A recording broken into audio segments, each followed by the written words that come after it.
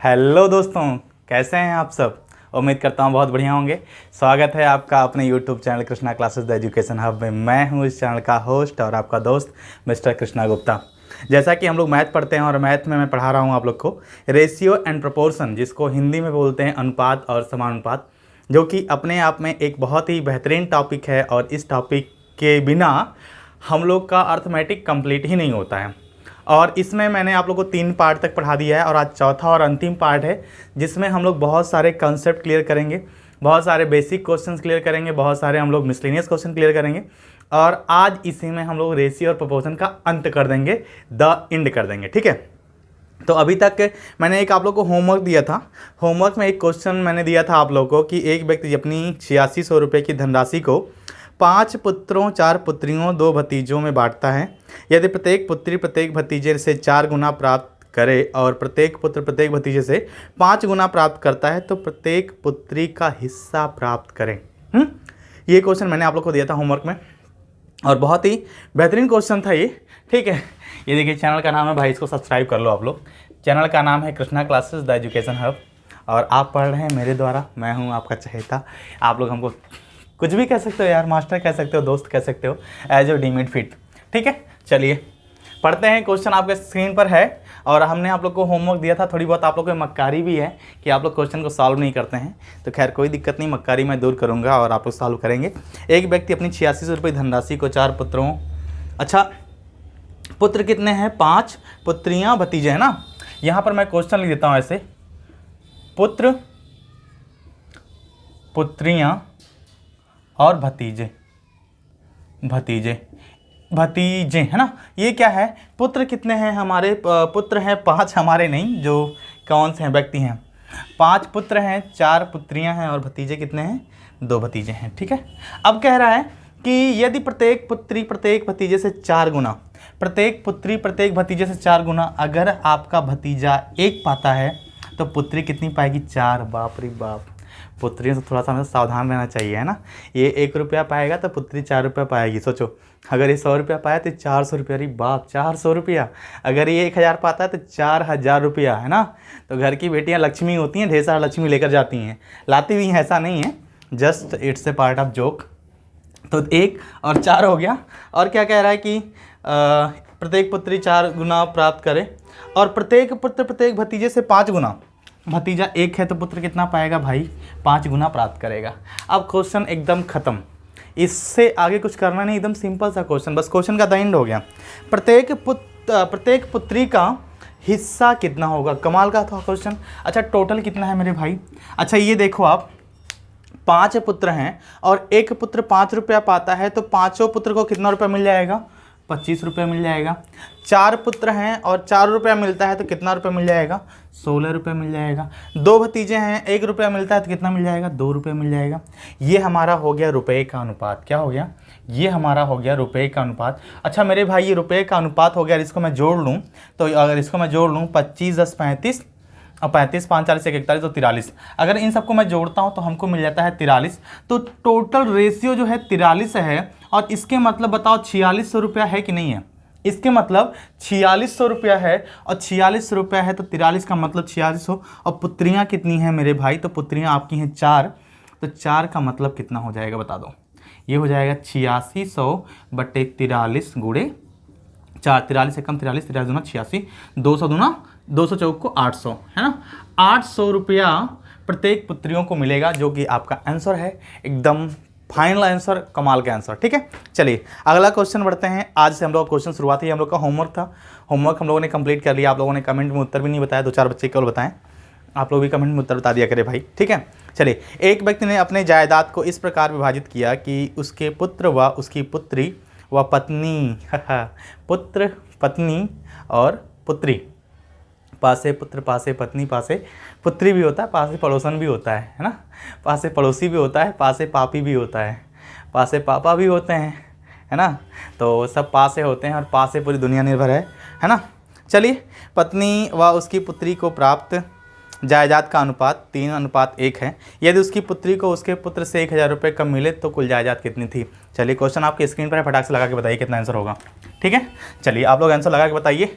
बहुत simple question है, इस क्वेश्चन को जान लो कोई भी कर सकता है, इस क्वेश्चन को आपका कौन करेगा, कौन कर सकता है, सब कर सकते हैं, है ना। क्वेश्चन को सब कर सकते हैं तो आप क्यों नहीं कर सकते, आप भी कर सकते हो, ठीक है।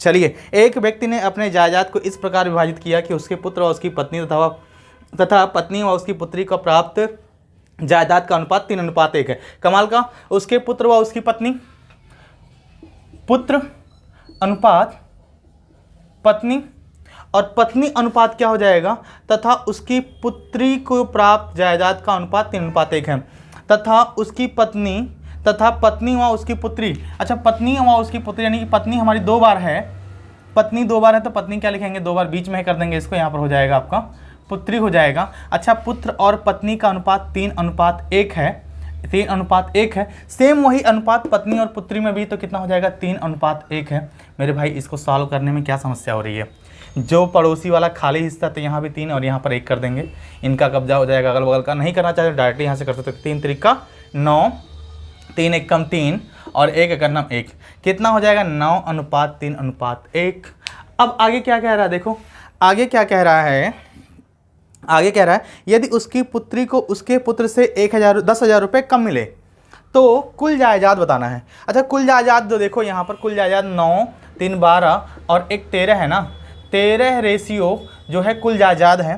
कह रहा है जो पुत्री है ना, पुत्री है, पुत्र से कितना कम पाती है, पुत्र पाया 9, पुत्री पाई 1, कितना कम पाई यहाँ पर 8 कम पाई, है ना। और रुपए में कितना कम पाई, 10,000 रुपये कम पाई, ठीक है। रुपए में कितना कम पाई, 10,000 रुपये कम पाई, तो कह सकते हैं 8 का मतलब 10,000। क्या कह सकते हैं, 8 का मतलब 10,000, 8 का मतलब 10,000, 8 का मतलब 10,000, 8 का मतलब 10,000। तो पूछा है कुल जायदाद, कुल जायदाद भैया 13 हो जाएगा, 13 का मतलब 10,000, 10,000, 10,000 बटे 8 गुणे 13 गुणे 13, ठीक है ना। 8 से काटेंगे भैया, 8 1 8, 8 दूनी 16, 8 5 40, 1250 गुणे 13, 13 का गुणा करेंगे, 13 सुनाए 0, 13 5 65 के 5, कैरी आया 6, 13 दूनी 26, 4 30 2 32 के 2, कैरी आया 3, और 13 1 कम 13, 13 3 16, 16,250। कमाल हो गया, 16,250, कमाल हो गया ना। इतना आसान क्वेश्चन था, बताओ इस क्वेश्चन को कौन नहीं लगा लेगा भाई, स्क्रीनशॉट आप लोग ले सकते हो, ठीक है। चलिए, ये आपका क्वेश्चन था। अगले क्वेश्चन की तरफ बढ़ते हैं हम लोग। अगला क्वेश्चन और भी सॉलिड है, एकदम सॉलिड, एकदम आसान क्वेश्चन है। 2 धातुओं में टिन तथा लोहा 1:2 और 2:3 के अनुपात में है। यदि मिश्र धातुओं को 3:4 वजन के अनुपात में मिलाया जाता है तो नए मिश्र धातु में टिन और लोहे का अनुपात क्या है। एकदम तगड़ा क्वेश्चन है, नंबर 1 का क्वेश्चन है, लगाइए आप लोग।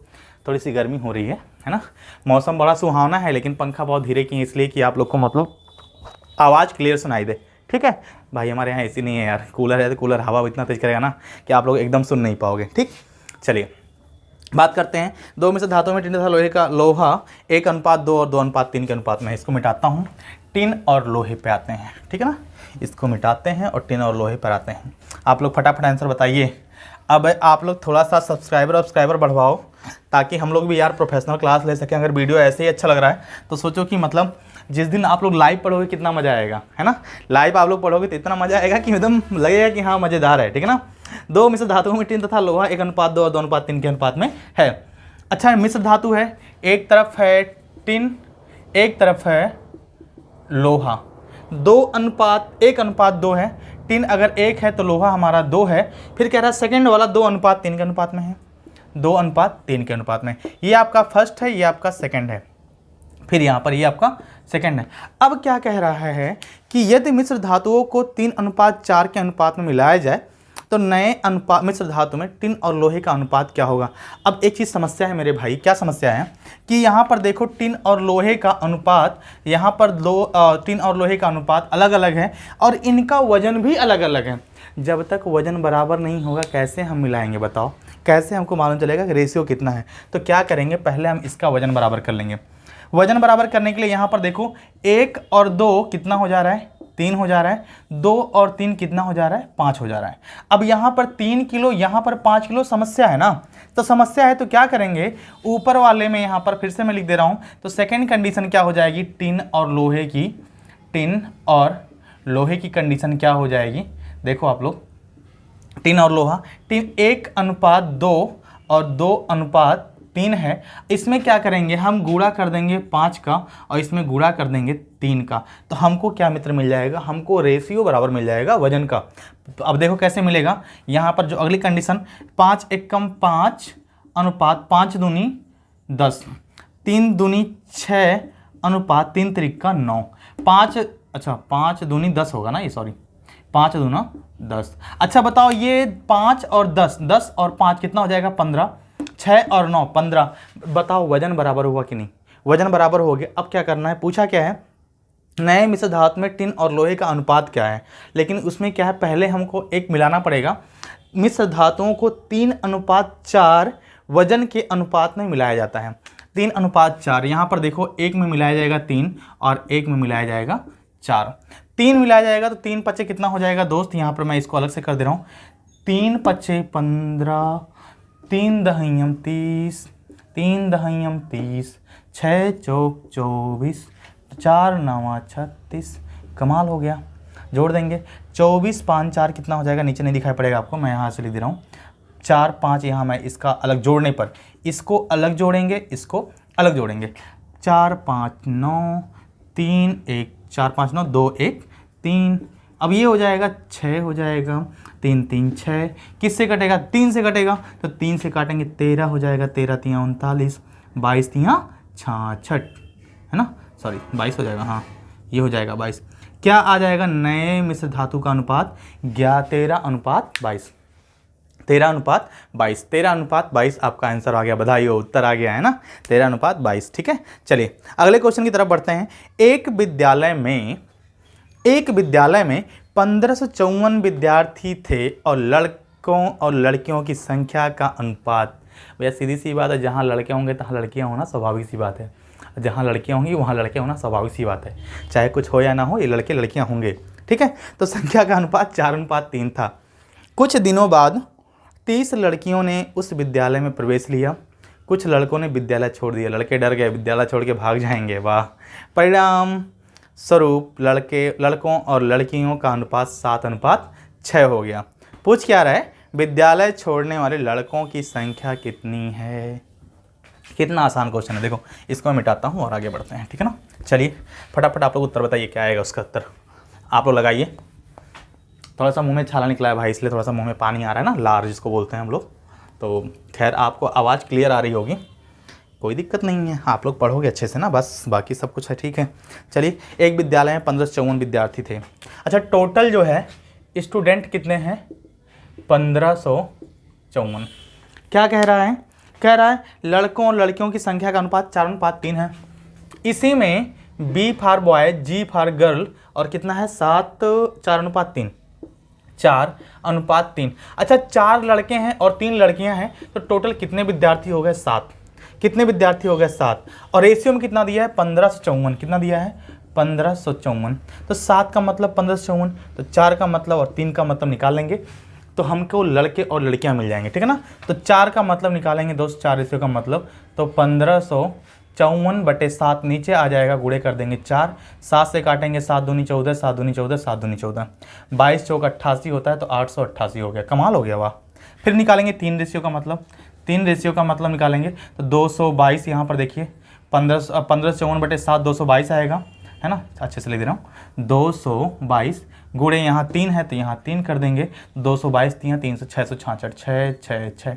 ये हो गए हमारे बॉयज़, सॉरी बॉय, ये हमारी गर्ल्स हो गई, और ये हमारे कौन हो गए, ये हमारे बॉयज़ हो गए। ठीक है ना, ये हमारे गर्ल्स, ये हमारे बॉयज़।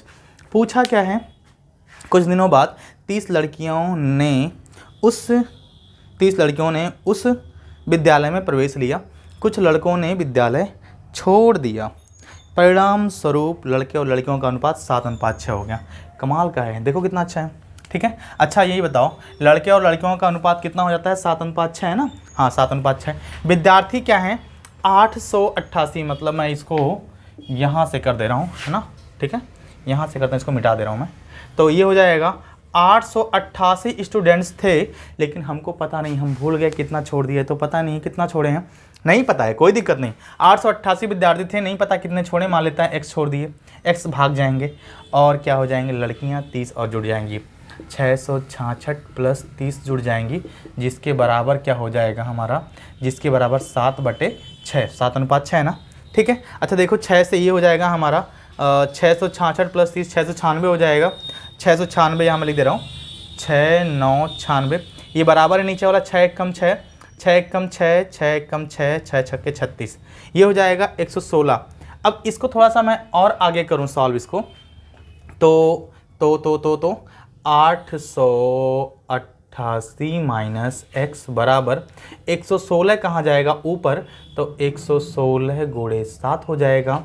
और इसको हम और करेंगे तो 7 छक 42, 7 छक 42 के यहाँ पर इसको मिटा दे रहा हूँ मैं, ठीक है ना। 7 छक 42 के 2 कैरी 4, 7 एक कम 7 4 11 के 1, 7 एक कम 7 1 812 है ना। अब x निकालना है तो x को हम भेज देंगे उधर और 812 को हम भेज देंगे इधर।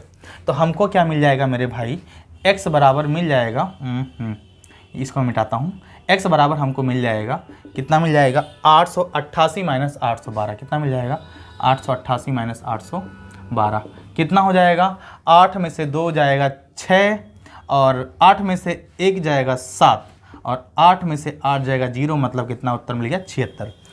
बधाई हो, 76 मिल गया है ना। चलिए 76 मिल गया भाई, उत्तर आ गया, कमाल का हो गया। थोड़ा सा मतलब लेंदी क्वेश्चन है भाई, मिसलिनियस है ना, तो मिसलिनियस थोड़ा बहुत तो टफ रहेगा ही रहेगा, ठीक। आपको समझ में आ रही होंगी चीज़ें अच्छे से। चलिए कोई दिक्कत नहीं है, अगले क्वेश्चन की तरफ बढ़ते हैं। अगला क्वेश्चन आपके स्क्रीन पर आ रहा है, फटाक से लगाइए उत्तर। एक पुस्तकालय में कहानियों की पुस्तकों और अन्य पुस्तकों का अनुपात 7:2 है। उनमें 1512 कहानियों की पुस्तकें हैं। कुछ और कहानियों की पुस्तकों का संग्रह किए जाने से उक्त अनुपात 15:4 हो जाता है। कहानियों की और कितनी पुस्तकों का संग्रह किया जाता है। बधाई हो, अच्छा प्रश्न है, ठीक है, अच्छा प्रश्न है, आप लोग लगा भी लेंगे। मैं इसको मिटाता हूँ और आप लोग लगाइए इसको, ठीक है। चलिए लगा के फटाफट आंसर बताइए, क्या आंसर आएगा, है ना। आंसर बताइए, आंसर, उत्तर बताएंगे तभी मज़ा आएगा आप लोग, और उत्तर नहीं बताएंगे तो मज़ा नहीं आएगा, क्योंकि आदान प्रदान होना चाहिए, है ना। मैं आदान कर रहा हूँ तो आप भी कुछ रिटर्न करो। रिटर्न में क्या करोगे, कमेंट नहीं करोगे तो मज़ा नहीं आएगा। थोड़ा सा कमेंट आप लोग कर देते हो ना, कोई भी हो यार, किसी को बोल दो वाह, अगर कोई बोलता है आपसे आज तो आप बड़े स्मार्ट लग रहे हैं, है ना, तो थोड़ा सा आप उसकी बातों को गौर करेंगे, वास्तव में मैं स्मार्ट लग रहा हूँ खाली कह रहा है ना। तो कभी कभी बहुत सारे बच्चे ऐसे होते हैं, कह देते हैं तो एक अच्छी वाली फीलिंग आती है। और 2-4 लोग बोल देंगे कि आप मतलब किसी को बोल देंगे, हमको नहीं तो मतलब खैर मैं तो स्मार्ट हुई आप लोग किसी को बोल देंगे कि आप तो बड़े स्मार्ट लोग हैं। 3-4 लोग अगर एक साथ बोल देते हैं कि स्मार्ट लग रहे हैं, तो सामने वाला बंदा कन्फ्यूजन पड़ जाता है, वास्तव में मैं स्मार्ट हूँ कि मुझे मुर्गा बनाया जा रहा है ना। तो ये सब बातें होती हैं, खैर कोई दिक्कत नहीं है। आप लोग खाली इतना कमेंट करो, क्वेश्चंस के आंसर कमेंट किया करो, जब तक स्क्रीन पर क्वेश्चन है उसके आंसर कमेंट भी किया करो, ठीक है ना। और बाकी आप लोग पढ़ो, बढ़िया से मेहनत करो। चलिए, एक पुस्तकालय में कहानियों की पुस्तकों और अन्य पुस्तकों का अनुपात 7:2 है। कहानी की पुस्तक भाई, कहानी की पुस्तक, कहानी आप लोगों ने बचपन में खूब सुनी होगी दादी नाना से, है ना। कहानी की पुस्तक और अन्य पुस्तक कितने हैं, 7:2 के अनुपात में है। कहानी कह रहा, आगे क्या कह रहा है, आगे कह रहा है उनमें 1512 कहानियों की पुस्तकें हैं। कुछ कहानियों की पुस्तकों का संग्रह किए जाने से उक्त अनुपात 15:4 हो जाता है, ठीक है। सेम जैसे पिछला क्वेश्चन था वैसे ही क्वेश्चन है। 1512 यहाँ पर दिया है, 1512। अच्छा, 7 कहानी जो है, कहानी की पुस्तक कितनी है, 1512। हम कह सकते हैं 7 का मतलब 1512 है, तो अन्य पुस्तक कितने हो जाएंगे, तो 2 का मतलब हो जाएगा 1512/7 × 2 हो जाएगा भाई साहब।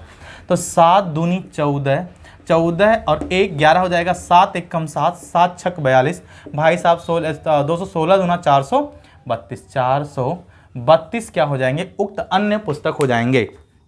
अब कहता है कुछ अन्य पुस्तकों को संग्रह किए जाने पर उक्त अनुपात 15:4 हो जाता है, ठीक है ना। कुछ अन्य पुस्तक मतलब संग्रह किए जाने पर कहानी के कुछ और कहानियों की पुस्तकों का संग्रह किए जाने पर, कहानी की पुस्तक कितना है 1512, इसमें कुछ और संग्रह किया गया, कुछ मिलाया गया, पता नहीं कितना मिलाया गया, और अनुपात क्या है 432 में है। यहाँ पर इसका अनुपात जो है 15:4 है ना, हाँ 15:4 है, 15:4 है। अब देखो कितना आसान हो गया, यही पूछा है। x का मान निकालेंगे, 4 से काटेंगे, 4 एकम 4, 4 एकम 4, 4 अठे 32। अब 108 हम उधर ले जाएंगे तो ये क्या हो जाएगा हमारा मेरे भाई कि यहीं पर मैं कह रहा हूँ, इसको हम ले जाएंगे इधर तो हो जाएगा हमारा कितना, इसका गुणा इसमें कर देंगे। डायरेक्टली में लिखना चाहते हैं कि शायद आप लोग ना समझ पाओ। 1512 प्लस x बराबर 108 गुणे 15, ठीक है ना। अब ये मैं डायरेक्टली उधर भेज देता तो भेज देता हूँ, कोई दिक्कत नहीं यहाँ पर। और कर लेते हैं यहाँ पर x बराबर हो जाएगा 15 अट्ठे 120 के 0 कैरी 12, 15 जी सुना है सुनना, 12 के 2 कैरी आएगा 1, 15 एकम 15 1 16, 1620 और 1512 उधर जाएगा तो माइनस में हो जाएगा तो 1512, ठीक है ना, 1512। तो x बराबर कितना हो जाएगा हमारा 1620 1512 108 आ जाएगा, 108 हो गया भाई साहब। कितना मिलाया गया 108, पुस्तक मिलाया गया, है ना, पुस्तक मिलाया गया, बधाई हो, पुस्तक मिल गया, ठीक है। चलिए 108 पुस्तक मिलाया गया। अगले क्वेश्चन की तरफ हम लोग बढ़ते हैं। बहुत आसान क्वेश्चन, अगला क्वेश्चन आपके स्क्रीन पर आ रहा है, फटाफट इसका आंसर बताइए। क्वेश्चन क्या कह रहा है, मैं पढ़ रहा हूँ। एक मिश्रण में दूध और पानी का अनुपात 5:1 है और 5 लीटर पानी मिलाने पर दूध और पानी का अनुपात 5:2 है, हो जाता है। मिश्रण में दूध की मात्रा कितनी है? वाह, आपकी ड्यूटी है दूध का दूध पानी का पानी करना अलग। अभी पिछले वीडियो में आप लोगों ने दूध का दूध पानी का पानी अलग किया था, और वास्तव में दूध का दूध पानी का पानी जो अलग करता है ना, वो हंस कहलाता है। और ये कला सिर्फ हंस को आती है और आज तक किसी को नहीं आई। हंस के सामने का दूध रख देंगे और पानी रख देंगे और दोनों को आप मिक्स करके कर देंगे तो दूध का दूध पानी का पानी अलग कर देगा। आप लोग अगर पानी खौलाते हो, दूध खौलाते, मतलब दूध और पानी का मिक्सअप खौलाते हो, तो आपको पता नहीं दूध में कितना पानी है कितना दूध है, ठीक है। या फिर दूध फाड़ के तब कहोगे यार मैंने निकाल दिया, ऐसा नहीं होता है। हंस के अंदर ये कला होती है कि जो आपका प्योर दूध है वो अलग कर देगा, जो प्योर पानी है वो आपको अलग कर देगा, ठीक है। चलिए क्वेश्चन क्या कह रहा है, एक मिश्रण दूध और पानी का अनुपात, भैया लिख लिए हमने मिल्क और वाटर। अनुपात कितना है 5:1 है, 5:1 है। 5 लीटर मिलाए जाने पर 5 लीटर पानी मिलाता है ना, 5 लीटर पानी मिलाता है भाई, मिलाता है, ठीक है। 5 लीटर पानी मिलाता है तो 5:2 हो जाता है। कितना हो जाता है 5:2 हो जाता है। पूछा क्या है, पूछा है मिश्रण में दूध की मात्रा कितनी है, दूध की मात्रा कितनी है, दूध की मात्रा कितनी है, ठीक है, कोई दिक्कत नहीं, दूध की मात्रा यही है दूध आपका। अच्छा देखो पानी देखिए यहाँ पर क्या होता है कि इनका रेशियो जो मिलाया जाता है वो कम और ज़्यादा हो सकता है, कोई दिक्कत नहीं, लेकिन जो हमारा स्थिर रहता है उसकी वैल्यू हमारी स्थिर होनी चाहिए। पहले दूध कितना था 5 और मिलाने के बाद दूध कितना है 5, लेकिन पानी पहले 1 था और 5 लीटर मिलाया गया 2 हो गया।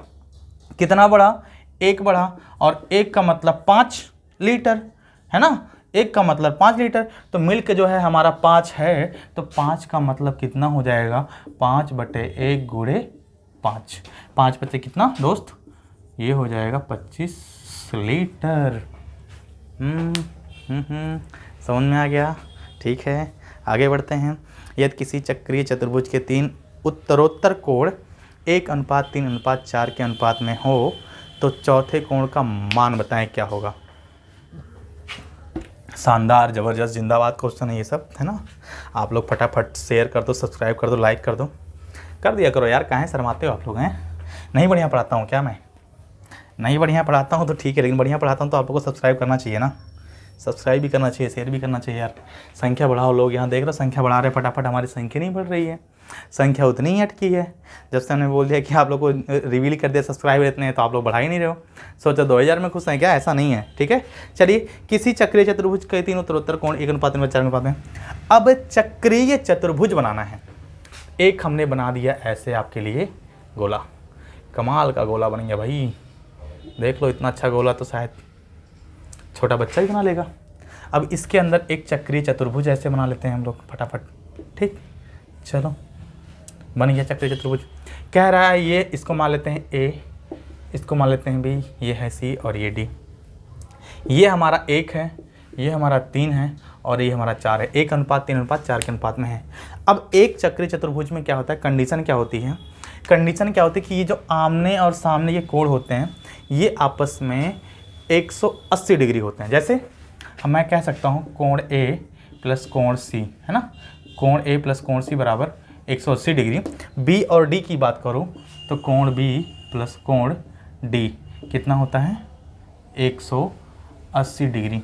ये चक्रीय चतुर्भुज की कंडीशन होती है। अब देखो कितना अच्छा है, ठीक है।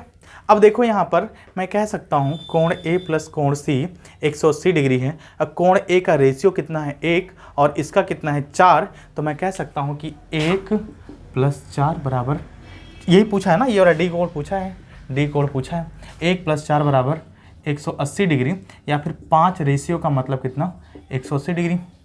अच्छा, इन दोनों का तुमको मिल गया 180 डिग्री, ये भी मिल गया, ये भी मिल गया, है ना। अगर हमको अगर ये मिल जा रहा है तो ये भी मिल जाएगा, क्योंकि अगर ये दोनों 180 हैं तो कितना आसान है। देखिए, अच्छा 5 का मतलब 180 डिग्री हो गया, तो इन दोनों से मतलब नहीं, हमको निकालना है डी, तो 3 रेशियो का मतलब निकाल लेंगे हम लोग। 3 रेशियो का मतलब कितना हो जाएगा 180/5 × 3, 5 से काटेंगे, 5 × 3 = 15 और 5 × 6 = 30 और 36 × 3 कितना होता है 72, 3 × 6 = 18, सॉरी 36 × 3 = 108 होता है भाई, 3 × 6 = 18 के 8, 3 × 3 = 9, 1 10, 108 डिग्री, ठीक। अच्छा, ये हमको 108 डिग्री मिल गई, ठीक ना, कितना मिल गया 108 डिग्री मिल गया। तो और इन दोनों का मान जो है कोण डी प्लस कोण बी कितना है 180 डिग्री। हमको बी पता है कितना है 108 डिग्री है, तो कोण डी बराबर हो जाएगा 180 - 108 बराबर 72 डिग्री। कितना 72 डिग्री कौन हो जाएगा कोण डी। बताओ समझ में आया कि नहीं, समझ में आया कि नहीं, बता दो भाई, समझ में आया ना। एकदम आसान क्वेश्चन था, बहुत ही बेहतरीन क्वेश्चन था, शानदार क्वेश्चन था। अब आप लोग आगे, इसके आगे आप लोग की मर्जी भाई, अगर मेहनत करोगे तो आएगा, नहीं मेहनत करोगे नहीं आएगा। इतने अच्छे क्वेश्चन लगवा रहा हूँ, आप लोग तो ऐसे ओरली लगा लेना चाहिए सारे क्वेश्चन को। और हाँ, देख रहे हो, मतलब लगभग मैं 50 क्वेश्चन करवा चुका हूँ, 50 क्वेश्चन, ठीक है। चलिए अगला क्वेश्चन क्या कह रहा है, एक फैक्ट्री में प्रत्येक कामगार का वेतन 22:25 के अनुपात में बढ़ा दिया जाए, किंतु कामगारों की संख्या 26.2/3% घटा दिया जाए, तो वेतन पर एक्यूरेट प्रभाव क्या पड़ेगा। वेतन पर मतलब निवल जिसको बोलते हैं, मतलब वेतन पर एक एक्यूरेट ना फिक्स जो प्रभाव है, वेतन पर कितना प्रभाव पड़ेगा, वेतन पर क्या प्रभाव पड़ेगा, इसको आपको बताना है, ठीक है। इसको भी आप लोग लगा सकते हैं, लेकिन आप लोग लगाएंगे नहीं, क्योंकि आप लोग के अंदर है, वही पढ़ोगे तब लगाओगे ना, नहीं पढ़ोगे कहाँ से लगाओगे भाई। इतना जितना क्वेश्चन मैंने पढ़ाया, अगर आप लोग पढ़ लेते हैं तो वास्तव में आपको दरोगा बनने से कोई रोक नहीं पाएगा, ठीक है ना। कोई नहीं रोक पाएगा दरोगा बनने से, क्योंकि ये दरोगा से भी हाई लेवल क्वेश्चन करवा दिए हमने से बहुत सारे क्वेश्चन, ठीक है। और इसमें जितने क्वेश्चन करवाए हैं मैंने, यूपीपी के, यूपी एएसआई के, यूपी एसआई के सारे क्वेश्चनों का मिक्सअप है, सब मैंने करवा दिया है। और अब आप लोग की जिम्मेदारी बनती है कि आप लोग क्वेश्चन कैसे लगाते हैं, ठीक है। चलिए मैं क्या कर रहा था, एक फैक्ट्री में प्रत्येक कामगार का वेतन 22:25 के अनुपात में है। जो कामगार वेतन की बात कर रहे हैं यहाँ पर, पहले आपका वेतन कितना है 22:25 के अनुपात में है, के अनुपात में बढ़ा दिया जाता। अच्छा 22 था फिर 25 कर दिया गया, 22:25 के अनुपात में बढ़ाया था, पहले वेतन 22 था फिर 25 कर दिया गया है। किंतु कामगारों की संख्या, जब वेतन बढ़ाया जाएगा ना, तो जितना कारीगरों को जो कामगार हैं उनको कम कर दिया जाएगा, तब फिर देखिए आपका वही हो जाएगा कि मतलब आदमी ज़्यादा तो काम कम, आदमी कम तो काम ज़्यादा करना पड़ेगा, या फिर आदमी ज़्यादा तो पैसे कम देने पड़ेंगे एक आदमी को, और आदमी कम रहेंगे तो पैसे ज़्यादा देना पड़ेगा प्रति व्यक्ति को, ठीक है। वही वाला हिसाब किताब है। अच्छा, कामगारों की संख्या 26.2/3% घटा दिया गया। अब एक चीज़ इसमें समझने वाली है मेरी बात भाई, कि जो कामगार थे पहले कितने थे 100% थे ना, 100%। 26 सही कितना कम कर दिया गया, 26 सही 2/3, 26 सही 2/3% कम कर दिया जाएगा, तो क्या होगा 26 सही 2/3% कम कर दिया तो बचेगा कितना, इसको मैं थोड़ा सा घटा देता हूँ यहाँ पर। तो ऐसा 26 सही 2/3, इसको मैं डायरेक्टली यहाँ से घटा देता हूँ ऐसे, ठीक है ना। 100 में से 26 घटाएंगे कितना हो जाएगा आपका 26 4 30, नहीं हाँ 26 4 30 70, ठीक। ये हो जाएगा 73 सही 1/3 कितना होगा, घटा ही लेते हैं अच्छे से ना, चलो ठीक है। 3 से 3 छक 18 के 8, 3 दूनी 6 और 1 7 प्लस 2 80 हो जाएगा ना, 78 2 80, ये हो जाएगा 80/3, और इसको माइनस कितना है, -100% तो है ही है, तो ये हो जाएगा 300 - 80/3, और कितना हो जाएगा 300 में से 80 जाएगा 220/3, कितना हो जाएगा 220/3, ठीक है। ये चीज़ आपकी समझ में आया कि नहीं।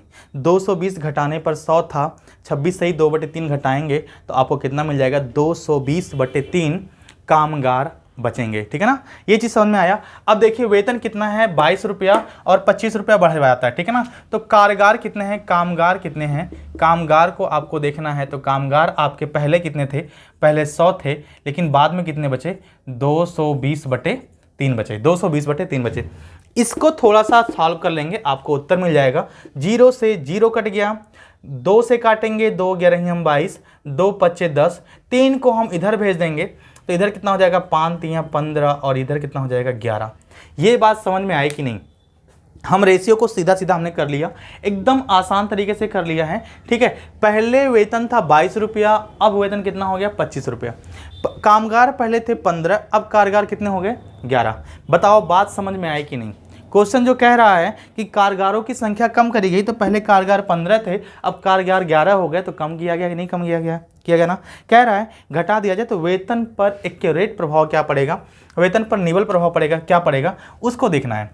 एकदम सिंपल है। अच्छा देखो, वेतन एक व्यक्ति का वेतन 22 रुपया है, तो 15 व्यक्ति का वेतन कितना हो जाएगा, टोटल रुपए की बात कर लें, प्रभाव रुपए ही पे पड़ेगा ना, और क्या प्रभाव पड़ेगा, ठीक है।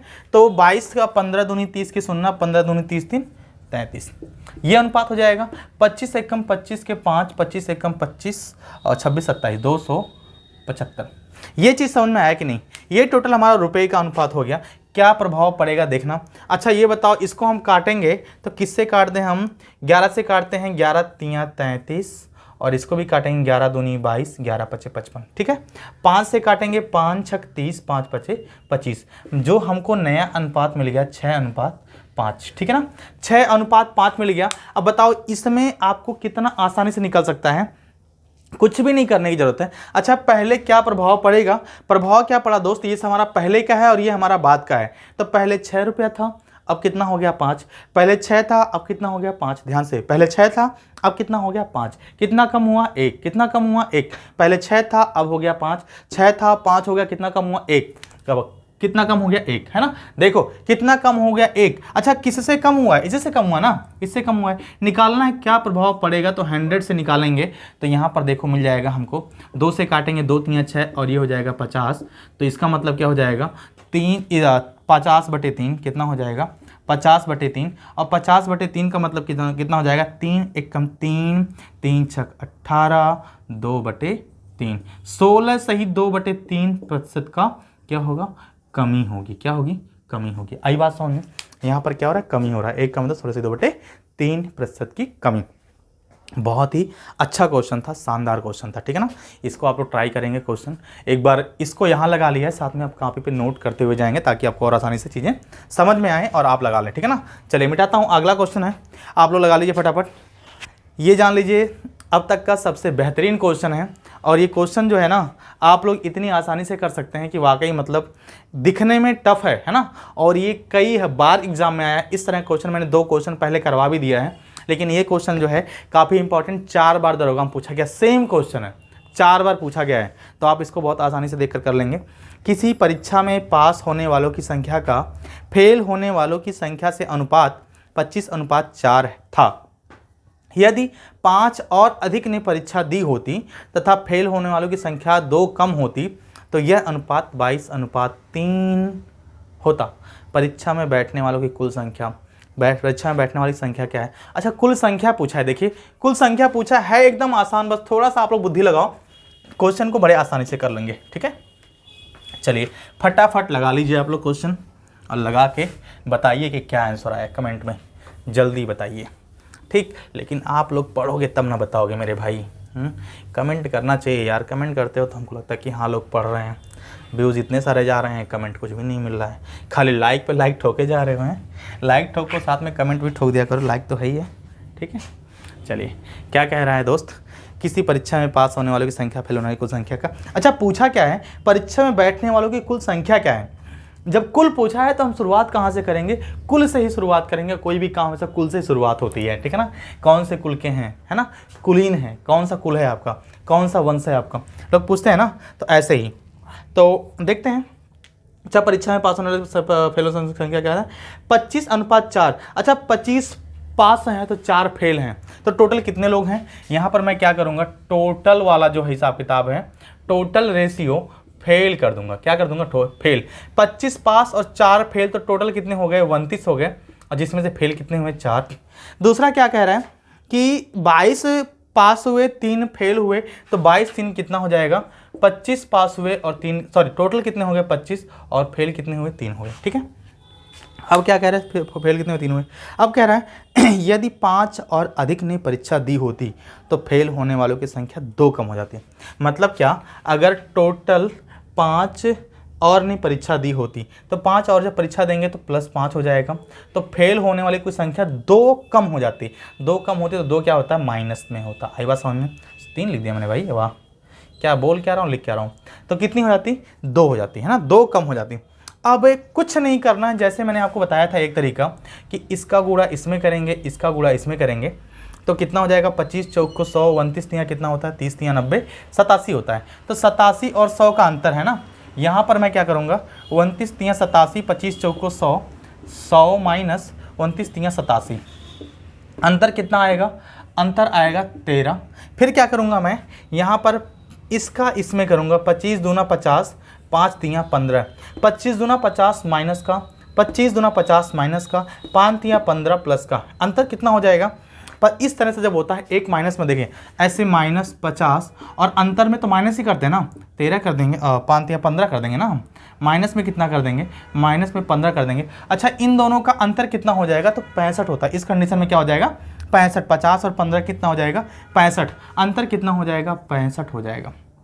ठीक है ना। पूछा क्या है? पूछा है क्या है? बैठने वालों की कुल संख्या क्या है? तो बैठने वालों की टोटल संख्या कितनी है? 29 है। तो गुणे क्या कर देंगे हम? 29 कर देंगे। 13 कम 13, 13 पचे 65, 5 9 45 के 5, 5 दूना 10, 10 4 14, 5 9 45, 45 के 5, कैरी आया 4, 5 दूना 10, 4 14, 145 लोग बैठेंगे। ठीक है ना, 145 बैठेंगे, ठीक, बैठेंगे। ठीक है, चलिए, आया समझ में? समझ में आया कि नहीं? बताओ, आया समझ में ना? आया तो लाइक कमेंट शेयर सब्सक्राइब कर देना। ठीक है, चलिए अगले क्वेश्चन की तरफ बढ़ते हैं हम लोग। 2 क्वेश्चन है, एकदम बहुत ही इंपॉर्टेंट क्वेश्चन है। ऐसे क्वेश्चन परीक्षा में बहुत बार पूछे गए हैं, इसमें केवल अंक बदले हैं, तरीका वही तरीका है। कई सारे क्वेश्चन ऐसे पूछे हैं, तो ये भी आपके लिए जान लीजिए, बहुत ही इंपॉर्टेंट है। ठीक है, क्वेश्चन आपके स्क्रीन पर आ रहा है। 6500 रुपये की एक राशि को 3 लोगों में इस प्रकार साझा किया जाता है कि पहले व्यक्ति के हिस्से का 4 गुना, दूसरे व्यक्ति के हिस्से का 3 गुना और तीसरे व्यक्ति के हिस्से का 2 गुना एक बराबर है। अच्छा, जब हिस्से की बात आती है और बराबरी की बात आती है तो बड़ा अच्छा लगता है कि हाँ चलो हमारा हिस्सा नहीं जाएगा, उनका हिस्सा नहीं जाएगा। और एक साइकोलॉजी फैक्ट बता दूं आपको कि 2 बच्चे अगर आपस में लड़ रहे हैं, जो उसमें से झगड़ालू बच्चा है, ठीक है ना, कोई चीज़ अगर किसी चीज़ के 2 बच्चे अगर आपस में लड़ते हैं और जो सबसे अधिक ज़्यादा लड़ाई कर रहा है उसी बच्चे से कहिए कि इसको तुम 2 बराबर भागों में बांटो। ठीक है ना। अब वो 2 बराबर भागों में बांटेगा, तो जो दूसरा वाला बच्चा होता है उससे कहा करिए कि तुमको जो हिस्सा पसंद हो वो ले लो। अगर ये ट्रिक आप अपनाते हैं तो जान लीजिए कभी आपस में बच्चों में लड़ाई होगी नहीं, छोटे बच्चों में। ठीक है ना, ये साइकोलॉजी फैक्ट है। चलिए ऐसे ही साइकोलॉजी फैक्ट भी आपको मिलते रहेंगे अगर आप पढ़ेंगे हमसे तब, है ना। तो 3 गुना दूसरे व्यक्ति से हिस्से का 2 गुना एक बराबर है, तो तीसरे व्यक्ति का हिस्सा कितना होगा बताओ। इतना आसान क्वेश्चन कहाँ मिलेगा आपको, है इतना आसान क्वेश्चन कहाँ मिलेगा। फटाफट क्वेश्चन लगाओ आप लोग, लगा के बताओ कितना आंसर आया, बताओ फटाफट कितना आंसर आया। और इसके बाद जो होगा आपका लास्ट क्वेश्चन है, उसके बाद अनुपात और समानुपात से आपके कोई क्वेश्चन रह नहीं गए हैं, सारे के सारे टाइप हमने करवा दिए हैं। अब जिम्मेदारी आपकी बनती है कि आप कैसे पढ़ेंगे। ठीक है ना। तो चलिए 3 है, कितना है रुपया, कितना रुपया है 6500 रुपये ना। 3 लोग हैं, A + B + C बराबर 6500 रुपये बांटना है। तो A को 4 गुना कितना मिलता है, हाँ पहले व्यक्ति के हिस्से का 4 गुना, पहले व्यक्ति को A को कितना मिल जाएगा 4 गुना, B को 3 गुना, B को 3 गुना मिल जाएगा। यहाँ मैं लिख रहा हूँ इसे गुणे 4 प्लस बराबर है ना, बराबर है। और यहाँ पर C को कितना मिल जाएगा 2 गुना मिल जाएगा, और तीनों का आपस में बराबर है। तो हम क्या करेंगे मेरे भाई, हम A अनुपात B अनुपात C निकाल लेंगे। कैसे निकालेंगे, इसका A छुपाएंगे तो 3 दूना कितना हो जाएगा 6, फिर B छुपाएंगे तो 4 दूनी कितना हो जाएगा 8, फिर C छुपाएंगे तो 4 तियाँ कितना हो जाएगा 12, 2 से काटेंगे 2 तियाँ 6, 2 चौक 8, 2 छक 12, 3:6:4 में आ गया है ना। अगर इन दोनों को जोड़ेंगे तो 3 4 6 4 10 3 13 है ना, प्लस करेंगे तो कितना मिल जाएगा, 13 मिल जाएगा। और 13 का मतलब कितना मिल जाएगा आपको, 6500। कितना मिल जाएगा, 6500। 13 का मतलब 6500। तो पूछा क्या है तीसरे व्यक्ति का हिस्सा क्या होगा। तीसरे व्यक्ति को कितना मिला, 6 मिला। तीसरे व्यक्ति को कितना मिला, 6 मिला। तो 13 का मतलब 6500 यहाँ मैं लिख दे रहा हूँ। 13 बराबर हो जा रहा है 6500। तो और 6 बराबर कितना हो जाएगा, 6500 बटे 13 नीचे आ जाएगा 13 और गुणे कितना हो जाएगा 6। 13 कम 13, 13 पचे 65, 500 6 पचे 3000 रुपया मिल जाएगा। 3000 रुपया मिल जाएगा। एकदम समझ में आया, एकदम आसान क्वेश्चन है। लास्ट क्वेश्चन और इसके बाद रेशियो प्रोपोर्शन खत्म। बताओ, कसम खा लो आप लोग यार, थोड़ा सा शेयर भी कर दो है ना। कसम खा लो कि वीडियो पूरा देखेंगे और सब्सक्राइब भी करेंगे और शेयर भी करेंगे। ठीक, चलिए क्वेश्चन क्या कह रहा है, पढ़िए क्वेश्चन को। एक पिता ने अपने 3 बेटों ए, बी और सी को 6:4:5 के अनुपात में कुछ सोने के सिक्के दिए। सोचो बाप कितना जंडेल है, सोने का सिक्का भी बांट दे रहा है बच्चों को अपने। यहाँ हम लोग के बाप हैं तो रुपया मांगने पे तो दर्द होता है, पिताजी लोगों को नहीं देते हैं जल्दी, है ना। चलिए कोई दिक्कत नहीं है। यहाँ देखो सोने के सिक्के बाप लोग बांट रहे हैं। ए ने 70 सिक्के अपने दोस्त को बेच दिया। चलो बताओ, सोने का सिक्का मिला तो 70 सिक्का दोस्त ने दोस्त को बेच दिया। वाह भाई, बहुत अच्छा कर दिए। बी ने इनमें से 50 सिक्के अपनी सास को भेंट कर दिए। 50 सिक्के अपनी सास को भेंट करेगा। सोचो, दामाद है भैया, खुश करने सास को, बीवी को खुश करने के लिए सास को कुछ ना कुछ गिफ्ट करना पड़ेगा ना। तो वही हिसाब किताब है, जो बीवी है वही होती है घर की सब कुछ। अगर बीवी खुश तो सास खुश तो बीवी खुश, यही वाला किताब किताब है। तो अपनी सास को 50 सिक्के ले लो सासू माँ, अपना ऐश करो आप, हैं। आगे कह रहा है, और सी ने यात्रा के दौरान इनमें से 80 सिक्के खो दिए। भैया बताओ, निकले बेवकूफ़ आदमी, खो देंगे सिक्का ही। ए, बी और सी के पास शेष बचे सोने के सिक्के 5:3:2 के अनुपात में थे। पिता द्वारा अपने बेटों को दिए गए सोने की सिक्कों की कुल संख्या ज्ञात करें। एकदम आसान क्वेश्चन है। इसमें क्या करना है, कुछ नहीं करना है, बस इसमें एक चीज़ तो और, इसमें कोई ट्रिक जल्दी फॉलो नहीं कर रहा है ना। आपको एकदम बेसिक तरीका मैं बताऊंगा लगाने का, बहुत बेहतरीन तरीका है। ठीक है, चलिए आप लोग लगाइए, समझ जाएंगे क्वेश्चन फटाफट। समझ में आ रहा है कि नहीं आप लोगों को? अगर समझ में आ रहा है तो लाइक कमेंट करिए भाई, फटाफट बताया करिए कि हाँ सर समझ में आया है। वास्तव में आप लोग पढ़ने वाले हैं तो समझ में आएगा, और समझ में आएगा तो अगर आप लोग साथ देंगे तो हम लोग बहुत आगे जाएंगे। तो समझ में आना चाहिए आपको। ठीक है, कह रहा है ABC को 6:4:5 के अनुपात में बटा गया। माना सिक्का जो है ना x है, ठीक है ना, जो बेटों को दिया गया सिक्का है। A को कितना दिया गया, मान लेते हैं 6x A को मिला, है ना, और A को 6x मिला, जिसमें से उसने क्या किया, 70 सिक्का अपने दोस्त को बेच दिया। जब 70 सिक्का अपने दोस्त को बेचेगा तो उसके पास 5 y बचता है। x का मतलब सिक्का उसके पास जो था, y का मतलब जो बचा हुआ सिक्का है। तो 6x में से अगर हम 5 y घटा दें तो हमको 70 मिल जाएगा। क्या मिल जाएगा, 70। कैसे मिल जाएगा, कह रहा है कि 6 सिक्का था उसके पास रेशियो में, और उसके पास 5 सिक्का उसने बेच दिया दोस्त को, सॉरी उसने कुछ सिक्के 70 सिक्के अपने दोस्त को बेच दिए। उसके बाद रेशियो में उसके पास 5 y बचा। ठीक, आई बात समझ में? तो इसका मतलब 6x - 5y बराबर 70।